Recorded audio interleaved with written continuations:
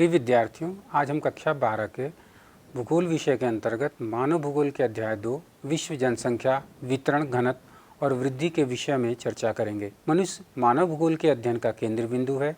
जनसंख्या मानव भूगोल के अध्ययन का एक महत्वपूर्ण विषय है। भूगोल में जनसंख्या का अध्ययन जनसंख्या भूगोल के अंतर्गत किया जाता है। किसी देश के निवासी ही उसके वास्तविक धन होते हैं। लोग किसी देश के वास्तविक संसाधन होते हैं, क्योंकि यही लोग किसी देश के संसाधन को संसाधन के रूप में परिवर्तित करते हैं, उसका उपयोग करते हैं और उसके उपयोग की नीतियां बनाते हैं।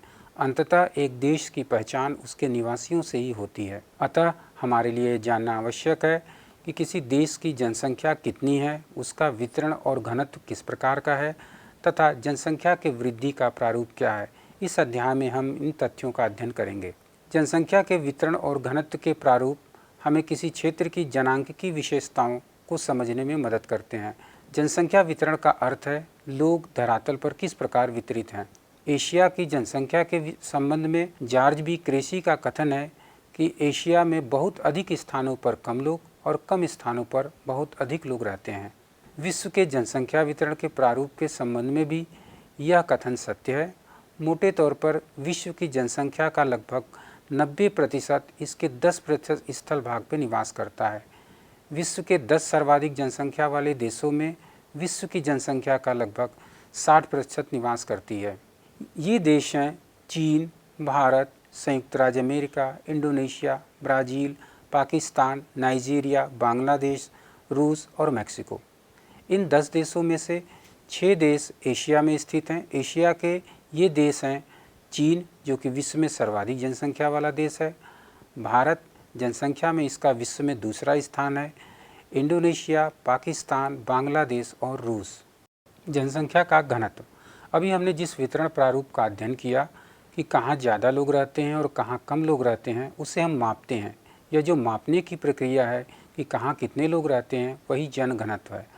हम अपनी आवश्यकता की पूर्ति भूमि से करते हैं, लेकिन भूमि की भी अपनी आवश्यकता पूर्ति की एक क्षमता होती है। अतः लोगों की संख्या और भूमि के आकार के बीच के अनुपात को समझना आवश्यक है।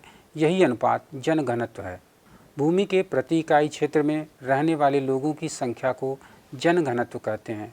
इसे सामान्यतः प्रति वर्ग किलोमीटर में रहने वाले व्यक्तियों की संख्या के रूप में मापा जाता है। इसे किसी देश की कुल जनसंख्या को उस देश के क्षेत्रफल से भाग देकर ज्ञात किया जाता है। जनसंख्या घनत्व, जनसंख्या बटे क्षेत्रफल। इस तालिका में वर्ष 2017 में विश्व के विभिन्न क्षेत्रों के जनसंख्या घनत्व के वितरण को दिखाया गया है। तालिका से स्पष्ट है कि विश्व में सर्वाधिक जनसंख्या घनत्व एशिया में है, जो 144 व्यक्ति प्रति वर्ग किलोमीटर है। एशिया में विश्व की जनसंख्या का लगभग 60% निवास करती है। इसके बाद क्रमशः अफ्रीका, यूरोप, लैटिन अमेरिका एवं कैरिबियन, उत्तरी अमेरिका और ओशनिया का स्थान आता है। हम देखते हैं कि विश्व के विभिन्न भागों में जनघनत्व में अंतर पाया जाता है। कहीं पर यह ज़्यादा है, जैसे एशिया के देशों में, और कहीं पर यह कम है, जैसे उत्तरी अमेरिका और ओशनिया के देशों में। कुछ ऐसे कारक हैं जो यह निर्धारित करते हैं कि कहाँ लोग ज़्यादा रहेंगे और कहाँ कम। इन्हें हम जनसंख्या वितरण को प्रभावित करने वाले कारक कहते हैं। विश्व में जनसंख्या वितरण को प्रभावित करने वाले कारक। विश्व में जनसंख्या वितरण के प्रादेशिक प्रारूप को प्रभावित करने वाले अनेक कारक हैं। सामान्यतः जनसंख्या वितरण को प्रभावित करने वाले कारकों को 3 वर्गों में विभाजित किया जा सकता है। ये कारक हैं भौगोलिक कारक, आर्थिक कारक और सामाजिक एवं सांस्कृतिक कारक। भौगोलिक कारक। आज का मानव वैज्ञानिक और तकनीकी विकास के कारण काफ़ी हद तक प्रकृति के नियंत्रण से बाहर हो गया है, लेकिन पूर्ण रूप से आज भी स्वतंत्र नहीं हुआ है। आज भी जनसंख्या वितरण के प्रारूप पर भौगोलिक कारकों का प्रभाव स्पष्ट दिखाई पड़ता है। जल की उपलब्धता। जल ही जीवन है, अतः लोग उन क्षेत्रों में बसने को प्राथमिकता देते हैं जहां जल आसानी से उपलब्ध हो जाता है। जल का उपयोग पीने, नहाने, भोजन बनाने, खेती, उद्योग आदि कार्यों में किया जाता है। यही कारण है कि नदी घाटियाँ विश्व के घने बसे क्षेत्र हैं, जैसे गंगा नदी की घाटी, नील नदी की घाटी आदि। भू आकृति। समतल मैदानी क्षेत्रों में कृषि, उद्योग, परिवहन आदि का विकास करना आसान होता है, जबकि पर्वतीय और पहाड़ी क्षेत्र इनके विकास के लिए अनुकूल नहीं होते हैं। यही कारण है कि मैदानी भागों में विश्व की अधिकांश जनसंख्या निवास करती है। उदाहरण के लिए गंगा का मैदान विश्व के सर्वाधिक सघन जनसंख्या वाले क्षेत्रों में से एक है। जलवायु जलवायु के अनेक तत्व जैसे तापमान, वर्षा, आर्द्रता आदि जनसंख्या वितरण के प्रारूप को प्रभावित करते हैं। विषम जलवायु वाले क्षेत्रों जैसे अति उष्ण और अति शीत मरुस्थलों में जलवायु की कठोरता के कारण बहुत कम लोग निवास करते हैं, जबकि अनुकूल जलवायु वाले क्षेत्रों में अधिक लोग निवास करते हैं। भूमध्य सागरीय प्रदेश सुखद जलवायु के कारण इतिहास के आरंभिक कालों से बसे हुए हैं। मृदा का कृषि से प्रत्यक्ष संबंध है। उपजाऊ मृदाएं कृषि और इनसे संबंधित क्रियाकलापों के लिए महत्वपूर्ण होती हैं, इसलिए उपजाऊ मृदा वाले क्षेत्रों में अधिक लोग निवास करते हैं। भारत के उत्तरी मैदान में उपजाऊ मृदा के कारण ज़्यादा जनसंख्या निवास करती है। आर्थिक कारक के अंतर्गत खनिज, औद्योगिकरण और नगरीकरण आते हैं। खनिज कच्चे माल के रूप में इस्तेमाल होते हैं। खनिज युक्त क्षेत्र उद्योगों को आकृष्ट करते हैं। खनन और औद्योगिक गतिविधियां रोजगार उत्पन्न करते हैं। अतः कुशल और अर्धकुशल श्रमिकों के प्रवास ऐसे क्षेत्र की जनसंख्या को सघन बना देते हैं। अफ्रीका की कटंगा जाम्बिया तांबा पेटी इसका एक अच्छा उदाहरण है। नगरीकरण नगर लोगों को रोजगार के बेहतर अवसर, शैक्षिक व चिकित्सा संबंधी सुविधाएं तथा परिवहन और संचार के बेहतर साधन प्रदान करते हैं। इन सुविधाओं से आकृष्ट होकर लोग गांव से शहर की ओर प्रवास करते हैं, जिससे नगरों की जनसंख्या तेजी से बढ़ती जा रही है। औद्योगिकरण औद्योगिक क्षेत्र रोजगार के अवसर उपलब्ध कराते हैं और बड़ी संख्या में लोगों को आकर्षित करते हैं। इनमें केवल कारखानों के श्रमिक ही नहीं होते, बल्कि परिवहन परिचालक, दुकानदार, बैंक कर्मी, डॉक्टर, अध्यापक तथा अन्य सेवाएं उपलब्ध कराने वाले लोग भी होते हैं। जापान का कोबे ओसाका प्रदेश अनेक उद्योगों की उपस्थिति के कारण सघन रूप से बसा हुआ है। सामाजिक एवं सांस्कृतिक कारक कुछ स्थान धार्मिक अथवा सांस्कृतिक महत्व के कारण अधिक लोगों को आकर्षित करते हैं। ठीक इसी प्रकार लोग उन क्षेत्रों को छोड़कर चले जाते हैं जहां सामाजिक और राजनीतिक अशांति होती है। कई बार सरकारें लोगों को विरल जनसंख्या वाले क्षेत्रों में बसने अथवा भीड़ भाड़ वाले स्थानों से चले जाने के लिए प्रोत्साहन देती हैं। जनसंख्या वृद्धि अथवा जनसंख्या परिवर्तन का अभिप्राय किसी क्षेत्र में समय की किसी निश्चित अवधि के दौरान बसे हुए लोगों की संख्या में परिवर्तन से है। यह परिवर्तन धनात्मक भी हो सकता है और ऋणात्मक भी। यदि जनसंख्या बढ़ती है तो इसे धनात्मक वृद्धि और यदि कम होती है तो इसे ऋणात्मक वृद्धि कहते हैं। इसे हम निरपेक्ष संख्या अथवा प्रतिशत के रूप में अभिव्यक्त कर सकते हैं। जनसंख्या वृद्धि से संबंधित कुछ टेक्निकल टर्म हैं। जनसंख्या की प्राकृतिक वृद्धि किसी क्षेत्र विशेष में समय के दो अंतरालों के बीच जन्म और मृत्यु के अंतर से बढ़ने वाली जनसंख्या को उस क्षेत्र की प्राकृतिक वृद्धि कहते हैं। जनसंख्या की प्राकृतिक वृद्धि बराबर जन्म माइनस मृत्यु। जनसंख्या की वास्तविक वृद्धि बराबर जन्म माइनस मृत्यु प्लस आप्रवास माइनस उत्प्रवास। जब किसी क्षेत्र में जन्म दर मृत्यु दर से ज़्यादा हो या अन्य क्षेत्रों से लोग स्थायी रूप से वहां आकर बस जाएं, तो वहां जनसंख्या की धनात्मक वृद्धि होगी तथा इसके विपरीत जनसंख्या की ऋणात्मक वृद्धि होगी।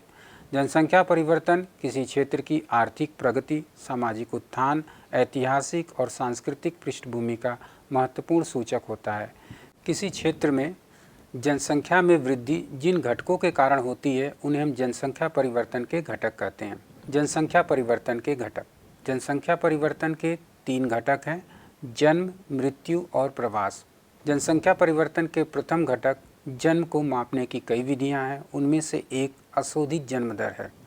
अशोधित जन्म दर इसे प्रति 1000 स्त्रियों द्वारा जन्म दिए जीवित बच्चों के रूप में व्यक्त किया जाता है। इसकी गणना इस प्रकार की जाती है: अशोधित जन्म दर किसी वर्ष विशेष में जीवित जन्म बटे किसी क्षेत्र विशेष में वर्ष के मध्य जनसंख्या गुणे 1000।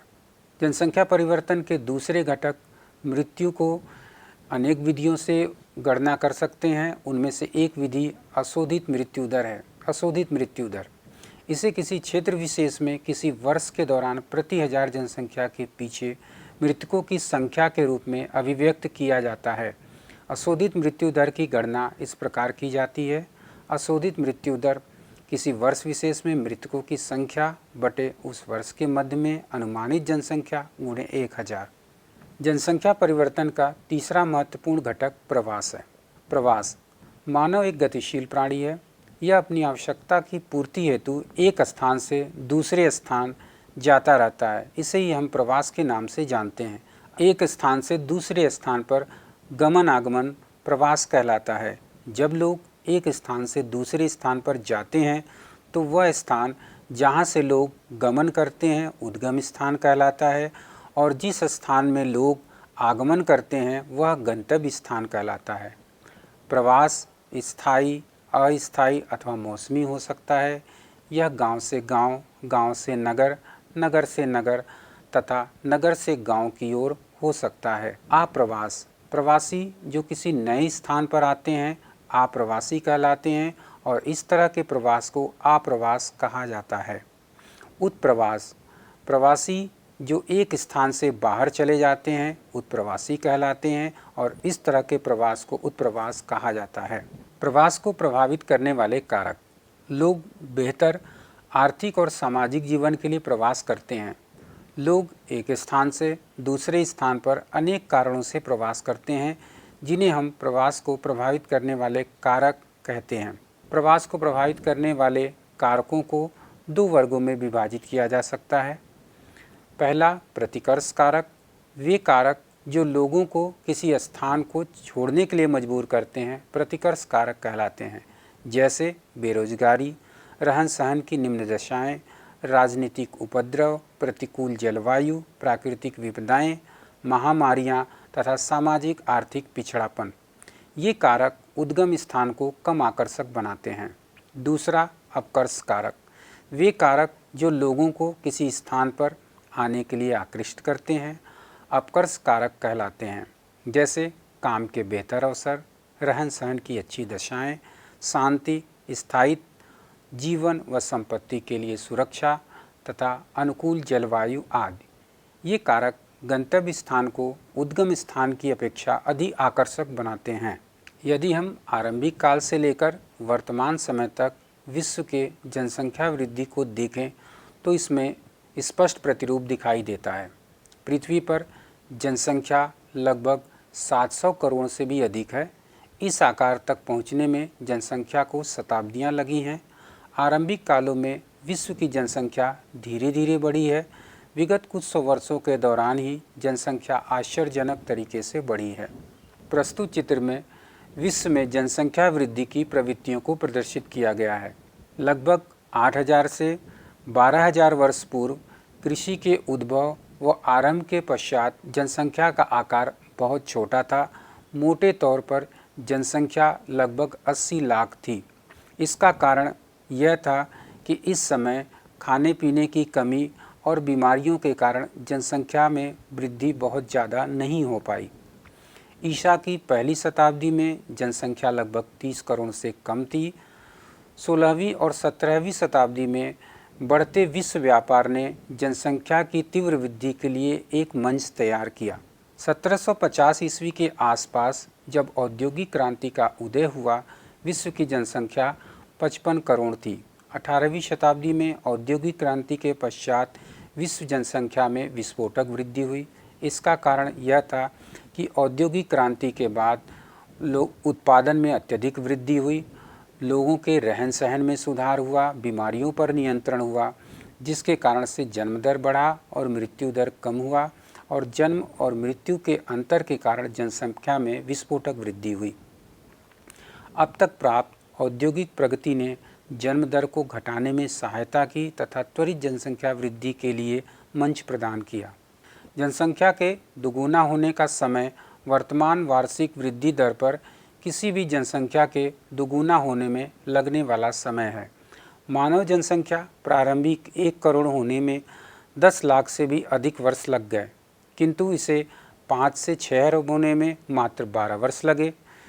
तालिका को ध्यानपूर्वक देखें जो यह दर्शाती है कि विश्व जनसंख्या के दुगुना होने की अवधि तेजी से घट रही है। तालिका से स्पष्ट है कि 1650 ईस्वी में जनसंख्या 50 करोड़ थी। 1804 में लगभग 154 वर्ष के पश्चात यह जनसंख्या 100 करोड़ हो गई, अर्थात यह जनसंख्या दुगुनी हो गई। इसके पश्चात जनसंख्या के 100 करोड़ से 200 करोड़ होने में 123 वर्ष लगे और 200 करोड़ से 400 करोड़ होने में लगभग 47 वर्ष लगे। ऐसा अनुमान है कि वर्ष 2025 तक अर्थात 51 वर्ष के पश्चात जनसंख्या 800 करोड़ अर्थात दूनी हो जाएगी। इस प्रकार तालिका से स्पष्ट है कि जनसंख्या के दूना होने में लगने वाला समय धीरे धीरे कम होता जा रहा है। विभिन्न प्रदेशों में उनकी जनसंख्या के दुगुना होने में अत्यधिक भिन्नताएं पाई जाती हैं। विकसित देश विकासशील देशों की तुलना में अपनी जनसंख्या को दुगुना करने में अधिक समय ले रहे हैं। जनसंख्या की अधिकतर वृद्धि विकासशील विश्व में हो रही है। विश्व के विभिन्न भागों में जनसंख्या वृद्धि की तुलना की जा सकती है। विकसित देशों में विकासशील देशों की तुलना में जनसंख्या वृद्धि कम है। जनसंख्या वृद्धि और आर्थिक विकास में ऋणात्मक सहसंबंध पाया जाता है। तालिका से स्पष्ट है कि जनसंख्या परिवर्तन की वार्षिक दर कम है, लेकिन वास्तव में ऐसा नहीं है। इसका कारण है कि जब एक निम्न वार्षिक दर अत्यंत बड़ी जनसंख्या पर लागू होती है तो इससे जनसंख्या में विशाल परिवर्तन होगा। यद्यपि वृद्धि दर निरंतर घटती रहे तो भी कुल जनसंख्या प्रतिवर्ष बढ़ती है। जनसंख्या परिवर्तन का प्रभाव। एक विकासशील अर्थव्यवस्था में जनसंख्या की अल्प वृद्धि अपेक्षित है, फिर भी एक निश्चित स्तर के बाद जनसंख्या वृद्धि समस्याओं को उत्पन्न करती है। इनमें से संसाधनों का ह्रास सर्वाधिक गंभीर है। जनसंख्या का ह्रास भी चिंता का विषय है। यह इंगित करता है कि वे संसाधन जो पहले जनसंख्या का पोषण करते थे अब उस जनसंख्या के पोषण में सक्षम नहीं रहे।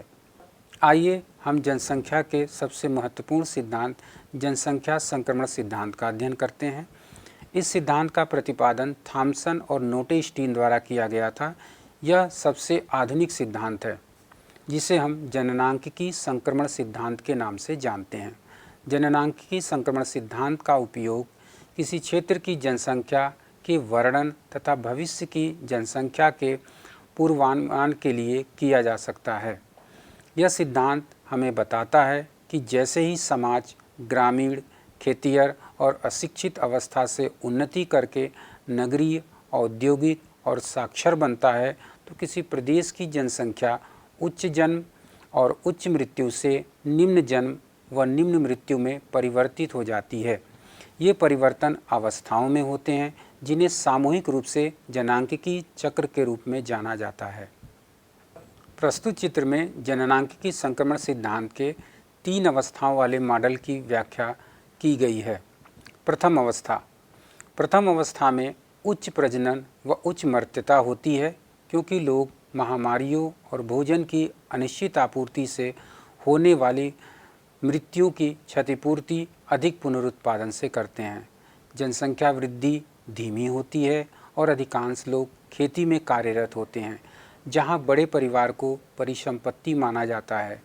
जीवन प्रत्याशा निम्न होती है, अधिकांश लोग अशिक्षित होते हैं और उनके प्रौद्योगिकी का स्तर भी निम्न होता है। लगभग 200 वर्ष पूर्व विश्व के सभी देश इसी अवस्था में थे। द्वितीय अवस्था के प्रारंभ में प्रजननशीलता ऊंची बनी रहती है किंतु यह समय के साथ घटती जाती है। यह अवस्था घटी हुई मृत्यु दर के साथ प्रारंभ होती है। स्वास्थ्य संबंधी दशाओं व स्वच्छता में सुधार के साथ मृत्यु दर में कमी आती है। इस अंतर के कारण जनसंख्या में होने वाला शुद्ध योग उच्च होता है। तृतीय अवस्था यह अंतिम अवस्था है।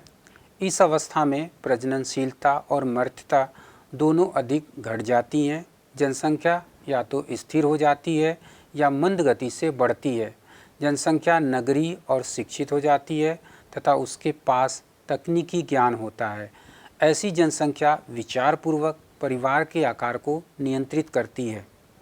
इससे प्रदर्शित होता है कि मनुष्य जाति अत्यधिक नम्य है और अपनी प्रजननशीलता को समायोजित करने की योग्यता रखती है।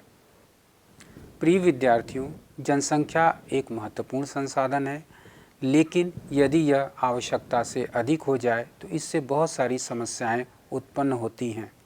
इसलिए ज़रूरी है कि जनसंख्या और उपलब्ध संसाधनों के बीच आवश्यक संतुलन बनाया जाए। जिन साधनों के द्वारा हम जनसंख्या को नियंत्रित करते हैं उन्हें हम जनसंख्या नियंत्रण के उपाय के नाम से जानते हैं। आइए हम इनका अध्ययन करें। जनसंख्या नियंत्रण के उपाय, इसके अंतर्गत हम कृत्रिम तरीकों का इस्तेमाल करके जनसंख्या वृद्धि को नियंत्रित करते हैं। परिवार नियोजन का काम बच्चों के जन्म को रोकना अथवा उसमें अंतराल रखना है। परिवार नियोजन सुविधाएं जनसंख्या वृद्धि को सीमित करने और महिलाओं के स्वास्थ्य को बेहतर करने में मुख्य भूमिका निभाती हैं। प्रचार, गर्भ निरोधक की सुगम उपलब्धता, बड़े परिवार के लिए कर निरुत्साहक उपाय कुछ ऐसे प्रावधान हैं जो जनसंख्या नियंत्रण में सहायक हो सकते हैं। थॉमस माल्थस ने अपने सिद्धांत में कहा था कि लोगों की संख्या खाद्य आपूर्ति की अपेक्षा अधिक तेजी से बढ़ेगी। जनसंख्या में वृद्धि का परिणाम अकाल, बीमारी तथा युद्ध द्वारा इसमें अचानक गिरावट के रूप में सामने आएगा। इस अध्याय में हमने जनसंख्या परिवर्तन के घटक, प्रवास को प्रभावित करने वाले कारक, विश्व में जनसंख्या वृद्धि की प्रवृत्तियाँ, विश्व जनसंख्या के दुगुना होने की अवधि, जनसंख्या परिवर्तन के स्थानिक प्रारूप, जनसंख्या परिवर्तन का प्रभाव, जननांकिकी संक्रमण सिद्धांत और जनसंख्या नियंत्रण के उपायों का अध्ययन किया। आशा करता हूँ कि विद्यार्थियों को यह अध्याय अच्छी तरह से समझ आया होगा। धन्यवाद।